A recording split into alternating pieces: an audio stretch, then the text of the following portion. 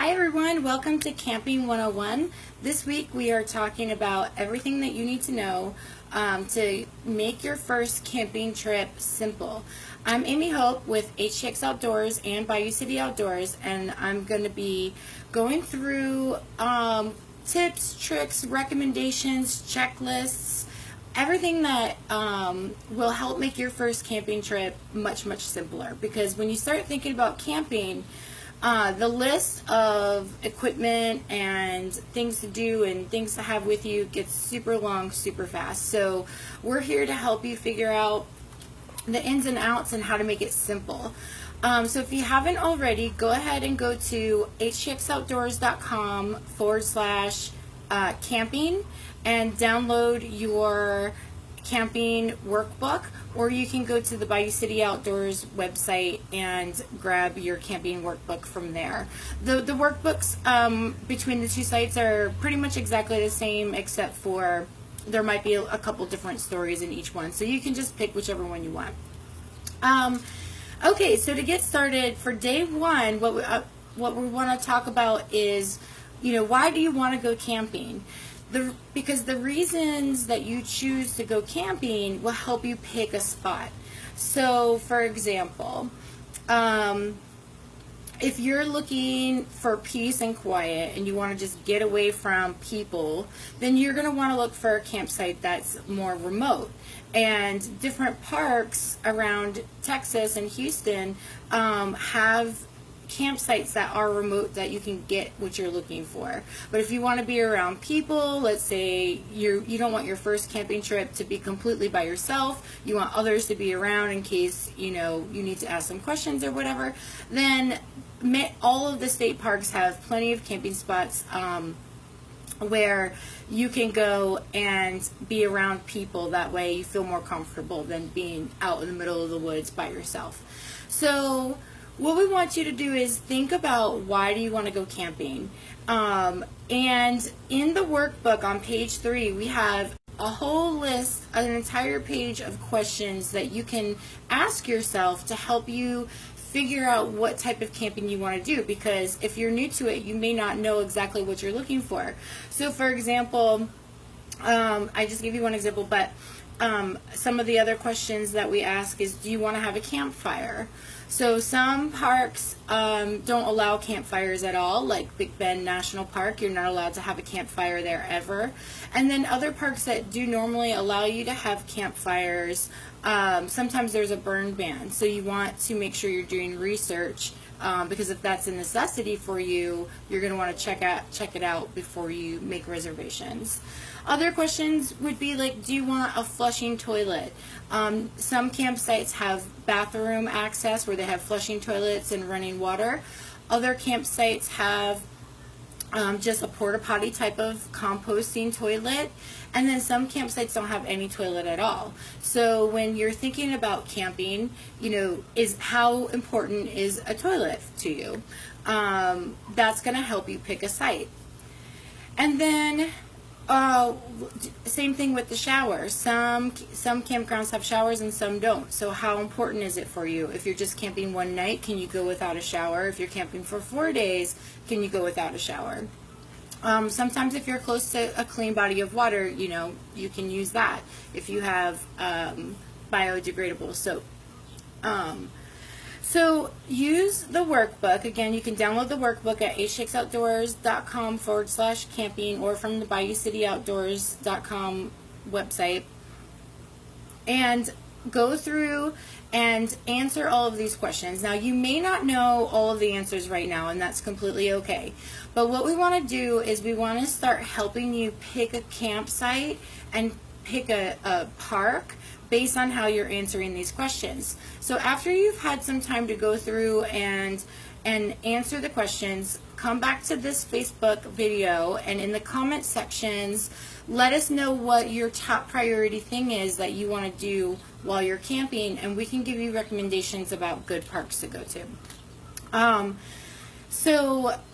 Another thing that you want to think about is what's the temperature that you want when you're camping. For me personally, I don't like to camp if if the weather is going to be above 70 at night. For me, that's just too warm. I'm uncomfortable. I prefer for the nighttime temperature to be below 70. So when I'm looking at a campsite or an area, park to go camping in, one of the things that I'm doing is I'm going to check the average historical weather for that area to see if the temperatures are temperatures that I'm going to be comfortable in. And then as far as on the opposite side, I usually like to go down to about 20s or 30s. I'm not a big snow camper. I just haven't done it much. I mean, mainly because I've lived down in the south for a long time, so I've camped down here. But so I'm primarily looking for nighttime temperatures between 30 and 65 degrees Fahrenheit for me to be comfortable at night. So that's going to help me plan which parks I go to in which seasons. For example, this past weekend, we just got back from Gardner State Park, and Gardner State Park tends to be cooler at night than parks that are near Houston because it has a little bit of elevation. It's up in the hill country area, so you can camp there later in the season and still have cooler weather at night. Now, it does get hot during the day, so you also want to look at daytime temperatures. And if it's going to be really hot and sunny, you want to make sure that your park has shady places or places for you to cool down. At Gardner State Park, for example, there's lots of wooded areas where you can sit in the shade, and there's also the Frio River, which is relatively colder water. It was pretty warm this weekend because the water level is down and it was really hot during the day. But in general, like, it was also very refreshing. That first dip in, you're like, you definitely got cooled off from sitting in the sun.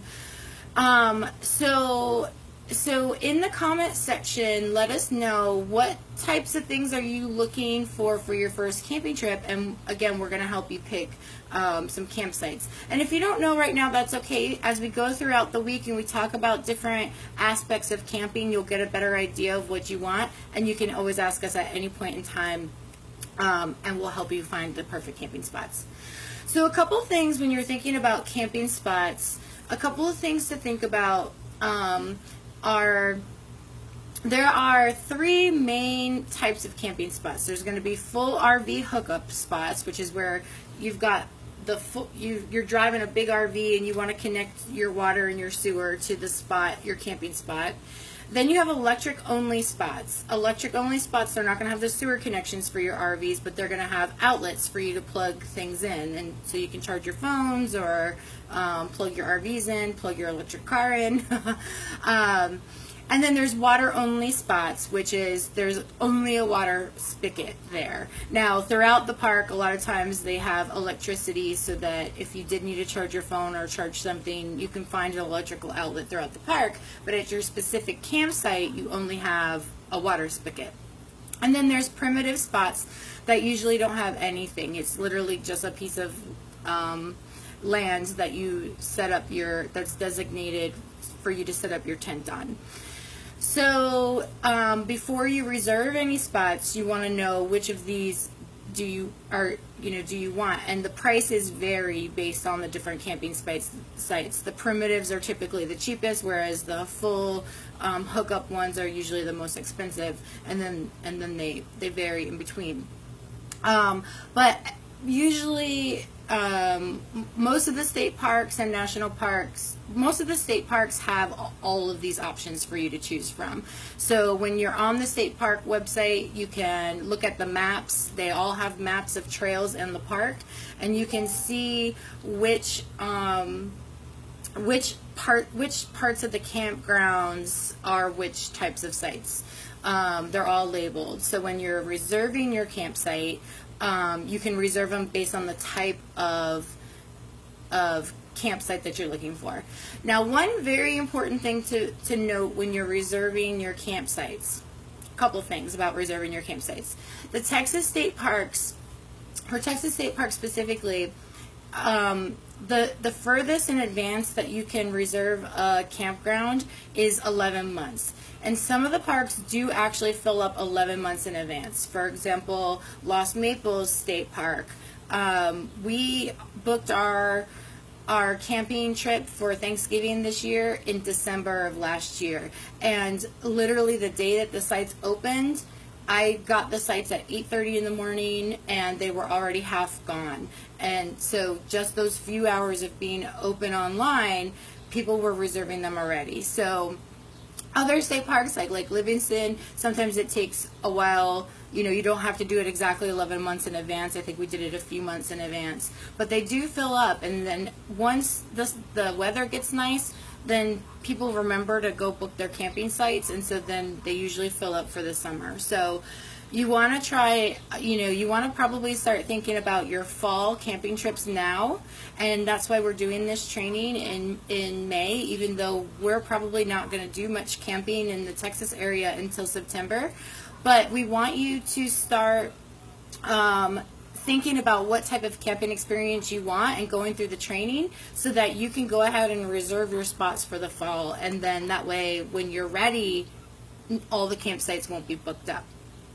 Okay, so I have a question. Which other state parks do you like to camp at other than Gardner? You know, I actually haven't been to a state park that I didn't like so far. Huntsville State Park is one of my favorite places to go. There's trails, there's the lake there, so there's a lot of different activities you can do throughout the day, throughout the weekend while you're camping. Because that's another thing you want to think about when you're trying to decide which state park or which park to go camp at, is what activities are you going to be doing during the day? Do you want to hike the whole time? Do you want water sports? Do you want a mountain bike? Do you want a road bike? Do you want to swim, kayak, stand up paddleboard? Do you just want to hang out at your campsite and chill in your hammock and read a book? Or do you want to do a variety of things? You know, so Huntsville State Park is great because you can mountain bike, you can hike, you can kayak. There is a section for swimming, but you do want to be careful because there are alligators in the lake. So you do want to be careful when you're out there in the water. But it gives you all of those options. Lake Livingston is also really nice for water sports. So you can bring a boat. They have boat ramps. We're going to talk more about specific campsites on Friday, but parks and our favorite places, but Lake Livingston is also a great place to go. You can put a boat in, you can kayak, stand up paddleboard. There's a little bit of hiking out there, and it's kind of, and all of the state parks also do, they host programs. So for example, when we went camping in Lake Livingston last month, the state park hosted Birds of Prey. And they did this cool show right in the park, and it's free, and you just walk over, and they brought falcons and eagles and owls and actually this cute vulture. I forget what the name is. There's a turkey vulture, which is the brown ones that we normally see, and then there's this black vulture. I forget the name of it, but it was so cute. It was kind of jumping around like a puppy when they brought it out. It was just real playful, and it was a bird rehabilitation nonprofit that was with the state park helping them out, and it was really great to see the different birds and the rehabilitation that they're doing and just saving the birds. So make sure you're also checking the state parks for what activities they have hosting. So some of them are going to do birds, some of them are going to do guided hikes, some of them do ranger talks. Ranger Ted does every Friday. He does a live video, so you can just watch him on Facebook Live, and he goes around and talks about different aspects of Huntsville State Park, so that's a great one to look at as well. Okay, national parks. One more thing about reservations. When you're reserving your spot, you usually pick the type of spot, of the water spot or the electric spot, but you don't get to pick your exact site number. The site numbers are first come, first serve. So let's say you book a campsite, you're guaranteed a campsite in the type of site that you booked, but you don't check into an actual site until you get there. And that's very important to know because not all the campsites are the same size. Some of them are small, some of them are large. Some of them are next to water. Some of them are next to the bathroom. So in our list of questions, we're asking you these things like, do you want to be close to a bathroom? Some people like to be close to the bathroom because they don't want to walk that far in the middle of the night. Others like to be far away from the bathroom because usually the bathrooms have lights that are shining, so if you're sensitive to bright lights at night, you may not want to be there. Some of the bathrooms have motion detecting lights, so every time somebody goes to the bathroom, the light comes on and then it goes off, and then the doors bang and the toilets flush. So, and it's all different. Each state park or each park is different on how loud or busy the bathrooms are. So some people like to be close just because they don't want to walk at night, and others like to be further away so that it's a little bit more quiet. So our workbook asks you these questions so that you can know what you're looking for before you get to the park. So the day of your reservation, you want to try to get to the park as soon as possible so that you can pick out of all the campsites that are left and find the best one that you're looking for. It's also a good idea. You can also go beforehand and just drive up there and scope out the park so that you get a better, just go for the day and you can get a better feel for which campsites you think you want. That's also a good thing to do.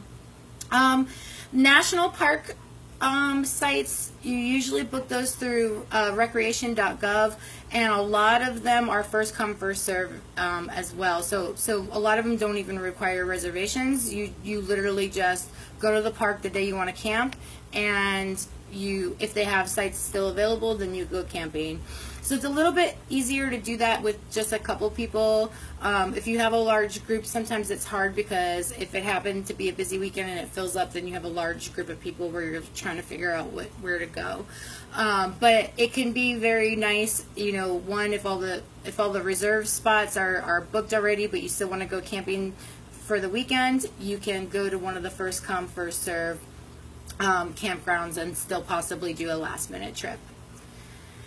Okay, so that is the quick and dirty on how you want to start thinking about aspects of camping so that you can best choose which park you want to camp in and which campsites which types of campsites you want to pick. So get the workbook so that you can go through. I just gave you a few examples here of the questions that are in there, but it has a lot more detail about questions that you should be asking yourself, and then we give descriptions of different types of campsites as well so that you can start matching your responses to types of campsites.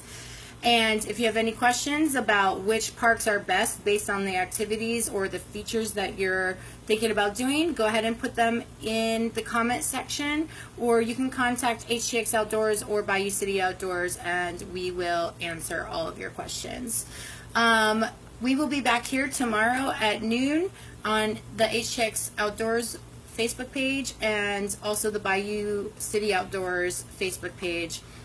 And tomorrow we are talking about how to look like an expert. So we have a full list of tips that we learned either the hard way or we see other people, first-time campers, we see them doing something. There's not really right or wrong, but there's better ways to do things. And so we put this whole list together that we're going to walk you through tomorrow so that you know, like, the etiquette, so to speak, of camping, and you won't look like you're a first-time camper. So join us back tomorrow, and we'll see you there. Thanks so much.